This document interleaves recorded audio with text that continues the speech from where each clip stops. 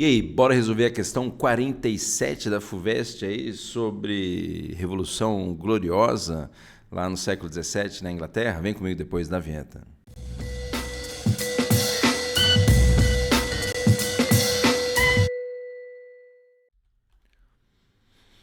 Fala, sua louca, seu louco, Prof. André do História em Casa nessa resolvidinha da FUVEST, aí que a gente vai para mais uma questão aí sobre história geral, revolução gloriosa lá na Inglaterra no século XVII, mas dá o like aí no vídeo, já se inscreva no canal se não é inscrito, nossa, ativa o sininho, também segue a gente lá em todas as plataformas, deixa o seu comentário aí, quero ver se você está assistindo todas as resoluções da FUVEST, quero ver se você vai prestar FUVEST, você está acompanhando aí os outros vídeos, inclusive games aí do Prof. André História em Casa, hein? Mas vamos para a questão aqui 47, que nós temos esse texto aqui, já começa, e desse modo os respectivos lordes espirituais, temporais e membros da Câmara dos Comuns declaram. Câmara dos Comuns ali, né, o texto já vai falar para a gente, mas traz a ideia, né, no caso, direto da Câmara dos Comuns, né, assim como a Câmara dos Lordes, lá no Parlamento Britânico, no Parlamento Inglês. Mas declaram que o pretenso poder de suspender as leis ou executar as leis por autoridade real sem consentimento do parlamento é ilegal. Então está falando aí, ó, suspender lei ou mesmo executar uma lei por autoridade do rei e o rei fazer isso, né, sem o conhecimento do parlamento é considerado ilegal. Ó, deu uma limitada no poder do rei aí, hein? Que é a criação ou manutenção de um exército permanente no reino em tempos de paz, a menos que com o consentimento do parlamento, é ilegal.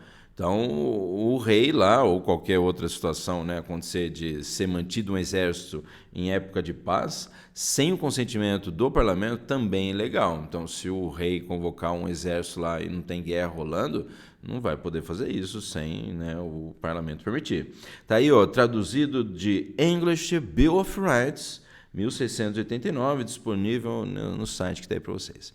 Considerando o texto da lei e o contexto político da Inglaterra ao fim do processo revolucionário no século XVII, é correto afirmar que a Declaração de Direitos de 1689, bom, primeiro é bom lembrar que ele está falando então aí do Bill of Rights, né, que é lá a Declaração de Direitos assinada pelo Guilherme de Orange, na verdade Guilherme I, após a Revolução Gloriosa, né, em que o parlamento lá basicamente entregou o poder aí ao Guilherme I, né, casado lá com a Maria Stuart, lá, que eles eram da Escócia.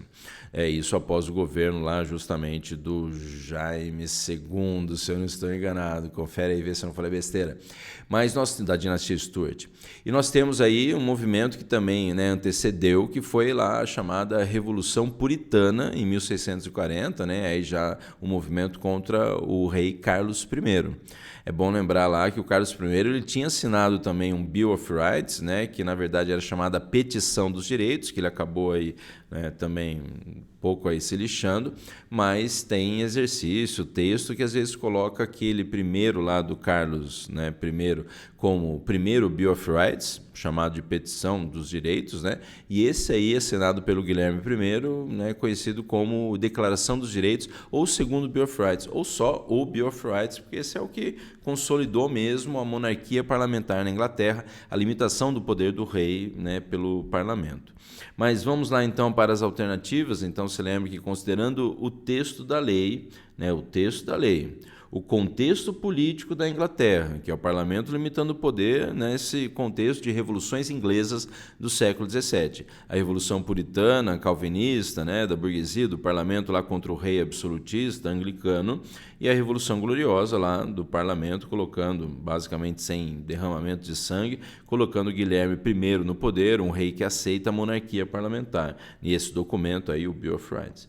Né, o final do processo revolucionário do século XVII, é correto afirmar que a Declaração de Direitos de 1689, e é bom lembrar também que essa situação toda consolida o que tinha surgido lá no século XIII, né, com a Magna Carta, lá assinada pelo rei João Sem Terra, né, de que ele sempre precisaria consultar o parlamento para criar impostos, né, convocar exército.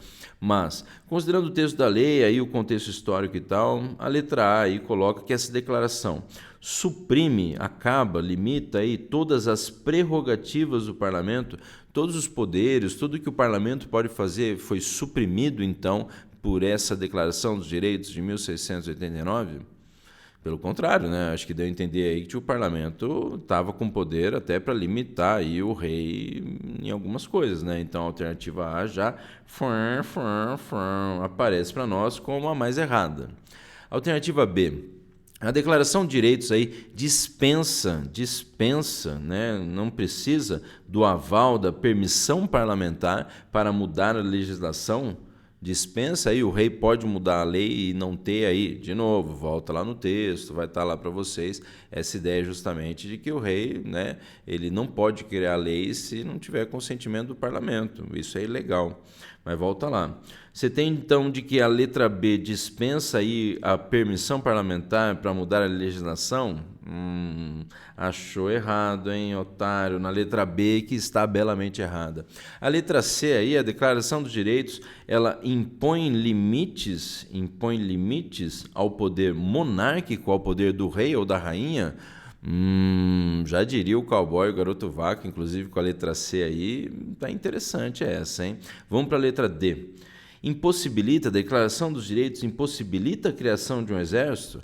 Não falou que impossibilita a criação do exército, falou que manter um exército em tempo de paz sem o consentimento do governo, do parlamento, é ilegal.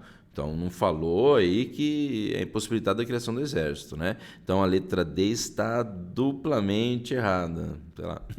E a letra E aí? A letra E coloca que a Declaração dos Direitos estabelece um regime republicano. Na verdade, né, a primeira vez e, por enquanto, a única vez que a Inglaterra foi uma república foi, né, entre esse período da Revolução Gloriosa, da Revolução Puritana, né, que aí, com a vitória do exército do parlamento, lá, o Oliver Cromwell chega ao poder, que é a República de Cromwell, né, e após a morte de Oliver Cromwell, né, você tem a restauração dos Stuart, voltam ao poder os Stuart, né, com Carlos II, Jaime II, e aí a Revolução Gloriosa. Então, a República de Cromwell, entre as dinastias Stuart, aí, foi uma república, mas não instalou um regime republicano, instalou um regime parlamentarismo monárquico. Então, a letra E está exatamente errada. E a alternativa correta é a letra C de cowboy, garoto vaca. É isso aí, espero que você tenha gostado dessa resolução com o Prof. André História em Casa. Lembrando aí, por favor, deixa o seu comentário aí no canal, né, aí no vídeo, por favor. E também, é claro, aquele like esperto, aquela inscrição marota. Vamos chegar até, quem sabe, algum ano aí aos 2.000 inscritos.